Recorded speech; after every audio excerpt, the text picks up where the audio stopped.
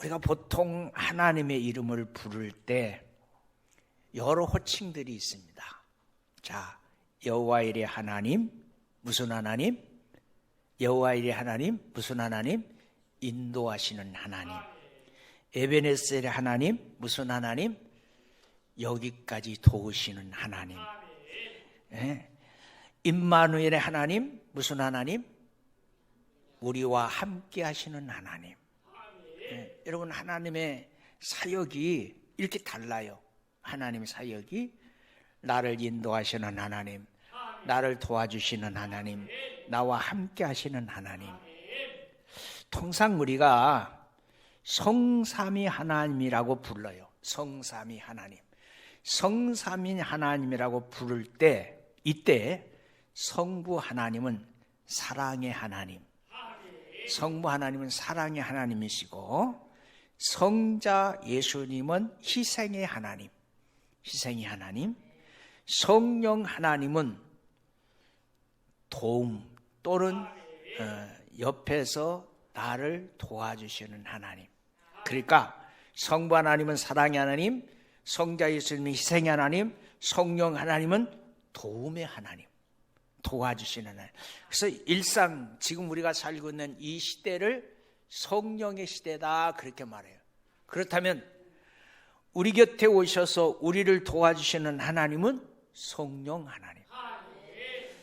삼일체라는 말은 성경에 없지만 그것을 뒷받침할 만한 많은 성경들이 있습니다. 제일 먼저 뒷받침하는 성경 창세기 1장 26절, 하나님이 이르시되 우리 형상대로 우리의 모양대로 우리가 사람을 만들고 그랬어요.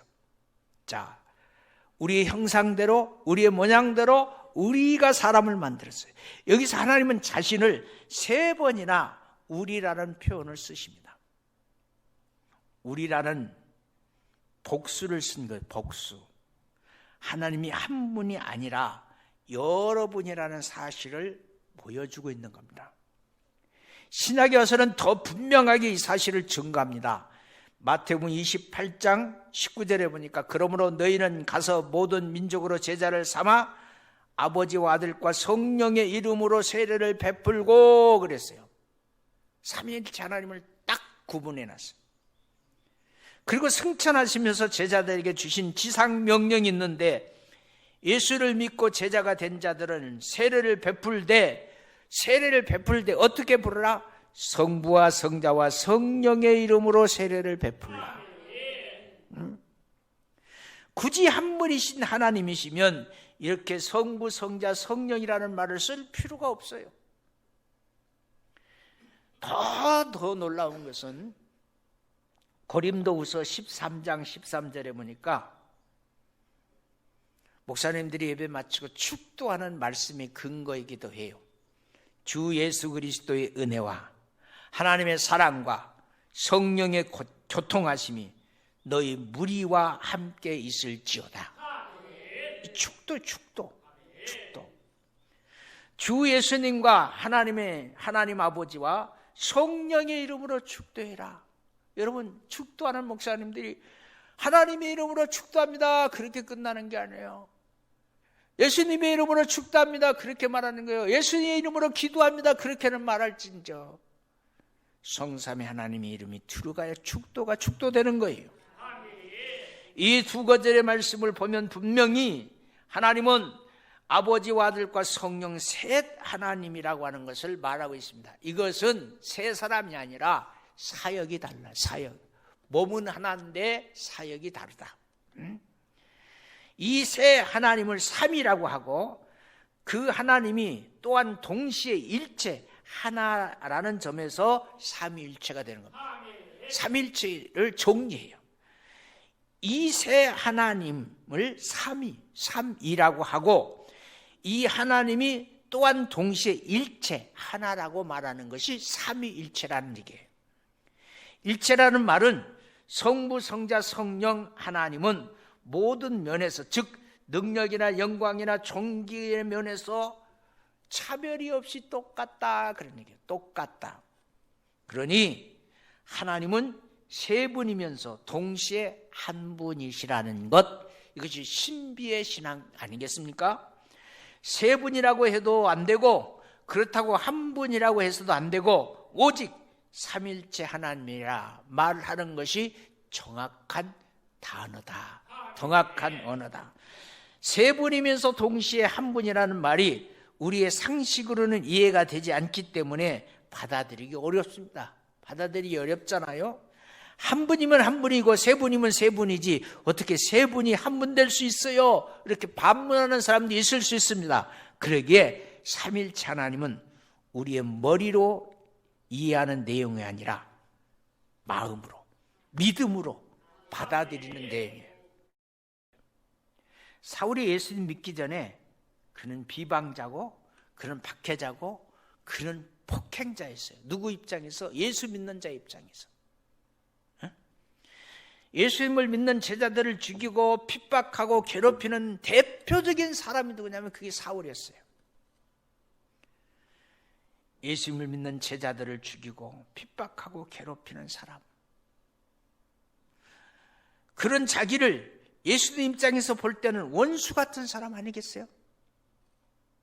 그런 원수 같은 사울을 죽이려거나 보복하지 아니하시고 오히려 놀라운 사랑으로 그 사울을 구원하십니다. 구원하세요.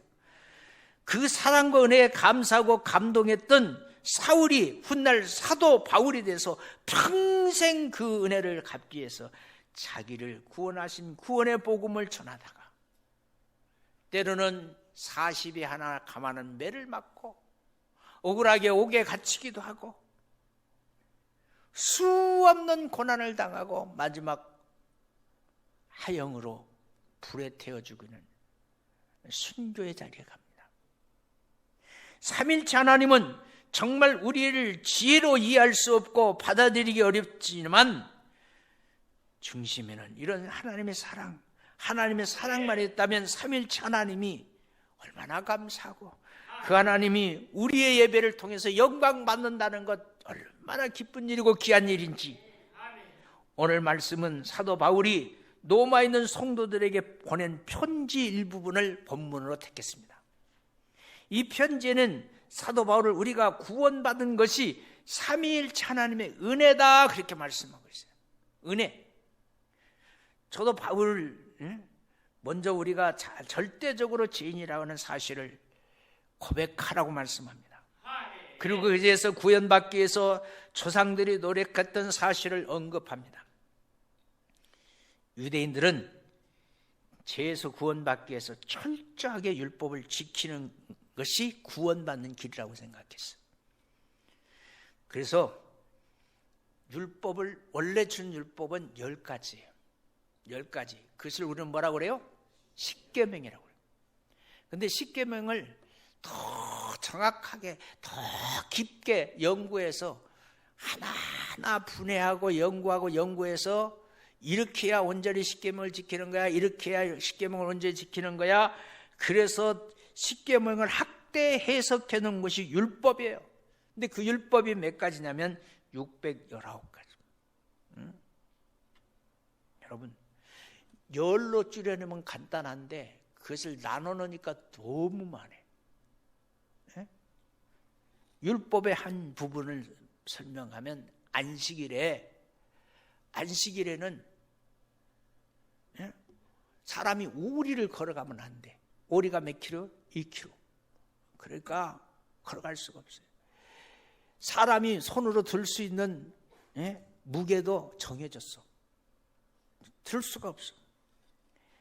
지금도 저 이스라엘에 가면 유대인들이 생활하기 위해서 안식일 전날 모든 것을 리모컨으로 다 작동해요. 타이머를 다 걸어놔. 타이머를 걸어놨고 자기들은 안식일을 지키는 거예요. 여러분, 그거는 타이머라고 하는 인간이 만든 기술이 하는 일이지 그들이 하는 일이 아니잖아요.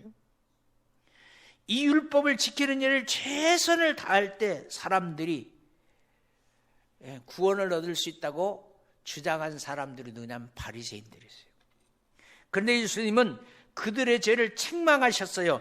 철저하게 뭐라고요? 예식하는 자라고. 형식적인 신앙주의는 주님이 책망하시는 거예요. 네? 오늘도 종교의 겉옷만 입고 있으면 주님 책망하시는 거예요. 내가 예수 믿어.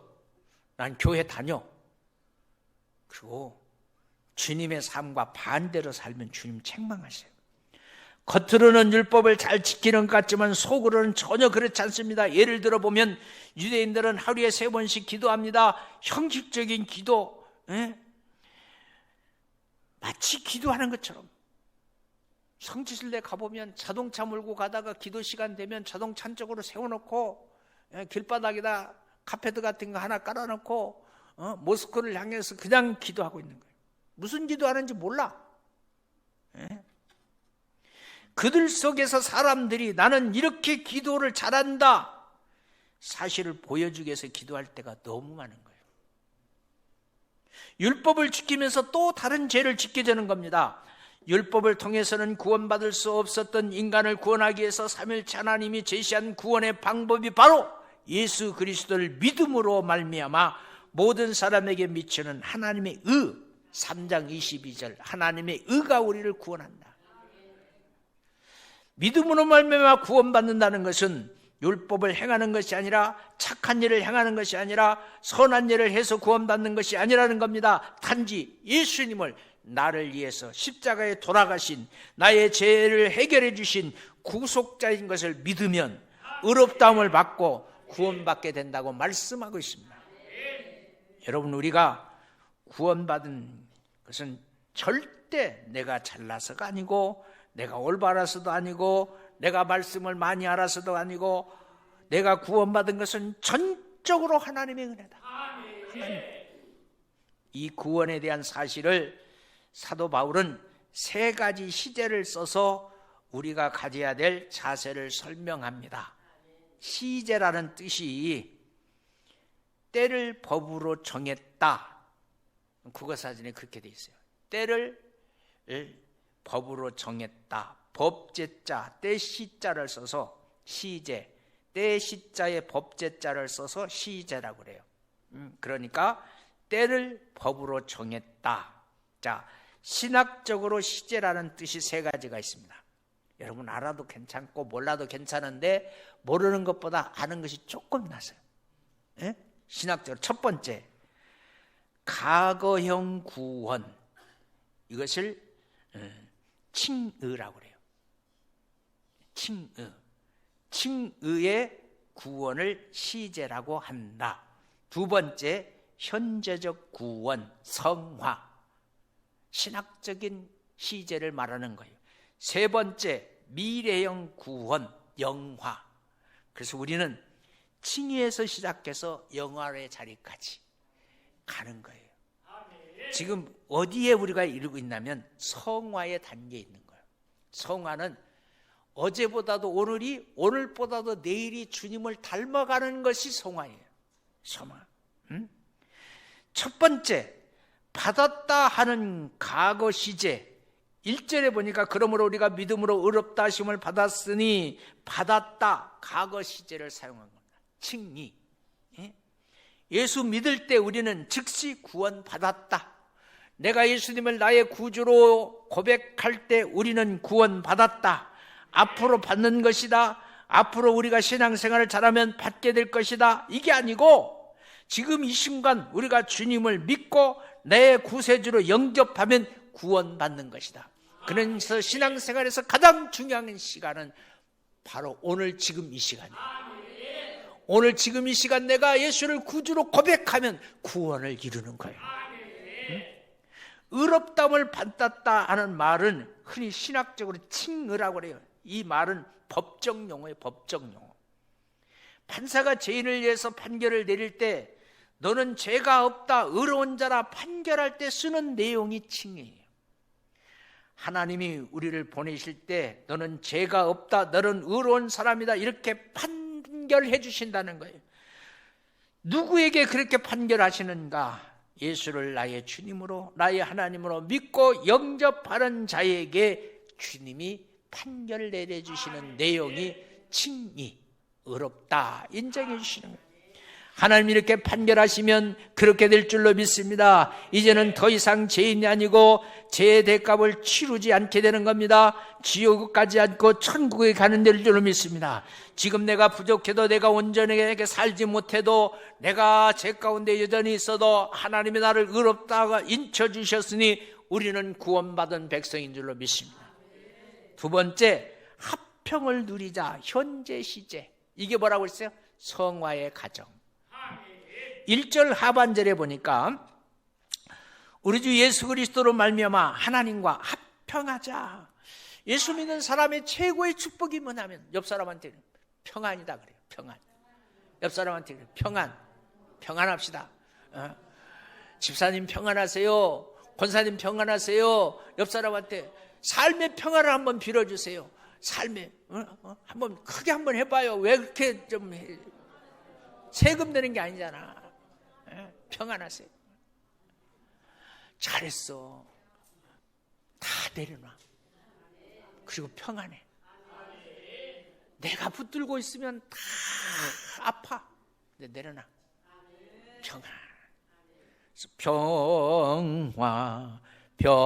평화로다. 하늘 위에서. 평화가 하늘에서 온대.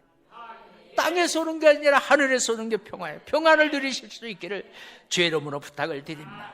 하나님과의 평화, 하나님과의 관계 속에서 평화, 구원받은 성도들이 누릴 수 있는 현재의 축복, 이 축복의 삶이 우리가 이 세상에서 마음껏 누릴 수 있는 은혜인 거예요. 하나님과 관계가 틀어지면 막히며 하나님과 관계가 회복되어지면 평안을 누릴 수 있는 거예요. 우리가 누구에게 잘못하면 그에게 마음껏 나가서 이렇게 말해요. 내가 뭘 잘못했어? 내가 잘못한 것 있지. 이제 풀어. 용서해줘. 여러분, 하나님과 관계도 마찬가지예요. 우리가 예수를 믿음으로 의롭다움을 받지 못하면 우리는 죄인으로서 하나님을 피할 수밖에 없어요. 그러나 우리가 예수님을 믿음으로 구원받고 하나님 앞에서 죄를 용서받았다 그러면 당당하게 하나님 앞에 나갈 수 있어요. 그리고 그 하나님을 부를 수 있어요. 뭐라고요? 아버지라고요. 하나님 아버지 부를 수 있어요. 그 아버지는 모든 것이 풍성합니다. 그 아버지는 합평을 누릴 수 있게 하는 겁니다. 기도로 합평을 누릴 수 있게 되기를 주님의 이름으로 축원합니다. 예배 말씀을 통해서 합평을 누릴 수 있기를 바랍니다. 하나님 앞에 나가서 합평을 누리면 우리는 놀라운 축복이 임하게 되는 겁니다. 여러분, 암이 생기는 가장 큰 이유가 뭔지 아세요? 스트레스 받고 고민 내가 이걸 해결해야 돼. 그리고 잠 못 자고 그걸로 인해서 막 하면 오장육부의 기능이 다 고민한대. 내가 고민하면 내가 고민하는 것을 끝나는 것이 아니라 오장육부의 기능이 다 고민해.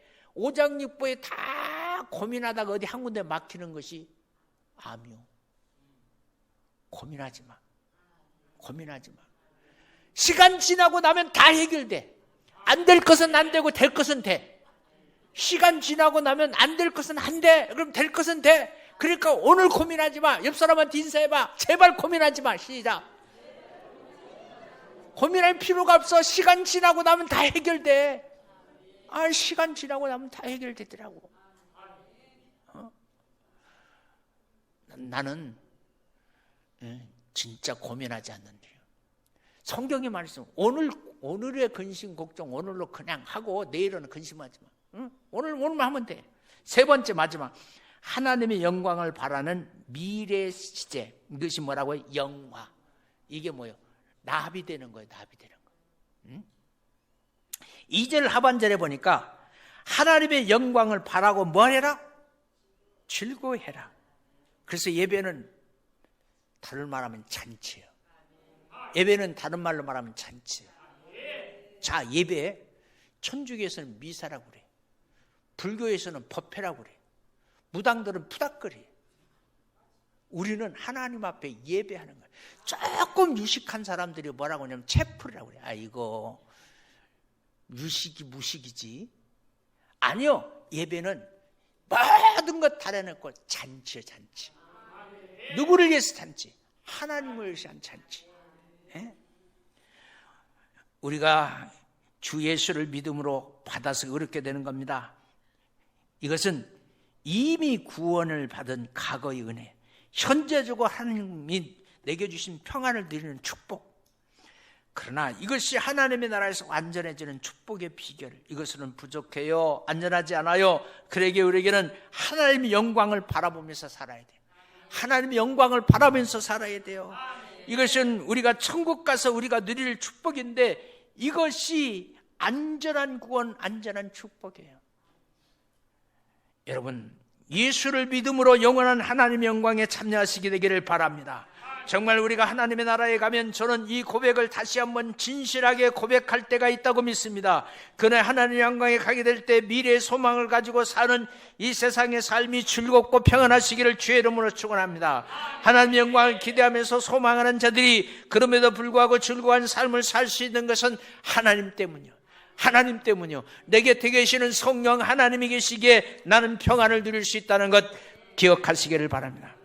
밤에 밭에 부화를 감춰서 모든 것을 팔아서 그 밭을 사는 사람들이 정말 즐거웠듯이 우리가 이 믿음의 생활하는 것이 최고의 즐거움이라는 사실을 기억하면서 하나님 앞에 영광 돌리며 살 수 있다는 것 우리 기억해야 될 줄로 믿습니다. 그러므로 환난 중에서도 즐거워할 수 있는 거예요. 예수 믿는 사람의 특징, 그럼에도 환난 중에서 기뻐할 수 있는 거예요. 그래서 여러분 보세요. 중환자실 신방 가서도 찬송합니다. 그래서 여러분 보세요. 장례식장에 가서도 찬송합니다. 왜요? 환난 중에서 찬송하는 사람이 예수 믿는 사람들이기 때문에 그렇습니다. 소망이 있기 때문에 그래요. 소망이 있기 때문에. 삼일째 하나님이 이루신 구원의 축복을 여러분 정말로 감사함으로 받아들이시기를 바랍니다. 예수 그리스도의 십자가의 구원을 받기만 하면 우리는 이미 구원받은 겁니다. 현재 속에서 하나님과 평안을 누리며 축복을 누리며 사는 것이 평안입니다. 그러니까 예수 믿고 사는 사람의 삶의 최고의 축복은 평안입니다. 옆 사람하고 악수하면서 샬롬 그렇게 해봐요. 시작. 조금 세게 해봐요. 샬롬 그래 봐요. 아니, 욕하지 말고 왜 샬롬이라고 그래? 샬롬. 샬롬이라고 하지 말라니까. 샬롬. 평안이에요. 평안을 부르면서 사는 축복의 주인공들이 되시기를 주님의 이름으로 축원합니다.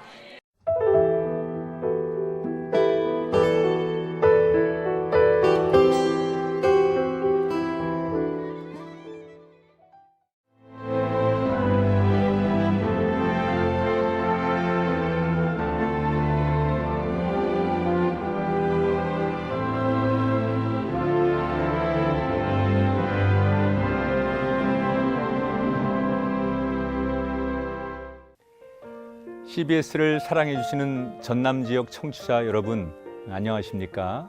CBS 재단 이사장 꿈의 교회 김학중 목사입니다. 여러분의 사랑과 관심 덕분에 전남 CBS가 순천시 장천동에 새로운 사옥을 마련하게 됐습니다. 이 방송국 사옥이라는 것은 단순히 건물을 짓는 의미에 지나지 않습니다. 전남 지역 복음 전파와 특별히 다음 세대를 위한 미래 비전을 세우는 일입니다. 코로나19로 모든 활동이 중단되고 또 관계가 단절되는 상황이지만 우리 CBS 방송만큼은 우리의 발길이 닿지 않는 곳까지 구석구석 하나님의 말씀을 전하는 위대한 힘을 지니고 있습니다. 이 방송이 믿음의 반석 위에 굳건히 세워질 수 있도록 여러분들께서 벽돌 한 장 한 장씩 쌓아가는 마음으로 전남 CBS를 위해 후원해 주시고 기도해 주시기를 간곡히 부탁드립니다.